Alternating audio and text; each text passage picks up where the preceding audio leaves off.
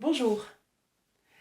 La morphopsychologie, c'est une technique de lecture du visage qui permet d'accéder à un certain nombre de dispositions, de traits de personnalité, de traits de caractère, de talent. Et donc aujourd'hui, je vais vous parler de quelque chose d'assez facile à repérer et que chacun d'entre vous peut utiliser facilement. Il s'agit des 3 étages du visage. On a tous un étage instinctif qui se situe dans la partie inférieure, qui recouvre le menton, la mâchoire, une partie médiane qu'on appelle l'étage émotionnel relationnel, qui comprend les pommettes, et puis le front, la partie cérébrale.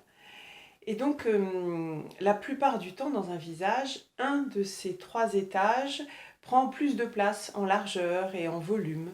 Et ça va parler de quelque chose de particulier chez chacun d'entre nous. Si vous avez un visage dont la zone instinctive est particulièrement développée, on peut s'attendre à ce que vous ayez des prédispositions, c'est-à-dire du plaisir, du talent, mais aussi des capacités particulières pour développer des actions, entreprendre des actions sur le terrain en étant concret, utile, en déployant en fait votre énergie pour pouvoir vous mettre au service du monde sur un mode pragmatique, concret et développeur. Par exemple, ça peut être des gens qui travaillent dans le bâtiment ou ça peut être des commerciaux.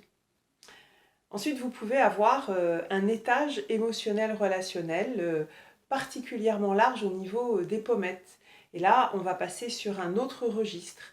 On peut dire que si c'est cet étage qui prend une ampleur plus particulièrement présente chez vous, on va parler de votre plaisir, de votre talent et de vos capacités supérieures à la moyenne à pouvoir aller à la rencontre des gens, échanger, communiquer, faire preuve d'empathie, accompagner.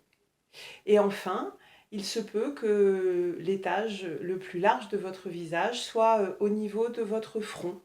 Et dans ces cas-là, on va parler d'une expansion cérébrale. Ça ne veut pas forcément dire que vous êtes plus intelligent que les autres, ça veut dire que vous allez avoir du plaisir, du talent et des capacités particulières à analyser, observer, comprendre, réfléchir, raisonner, disposer d'une certaine forme de créativité pour imaginer des stratégies par exemple.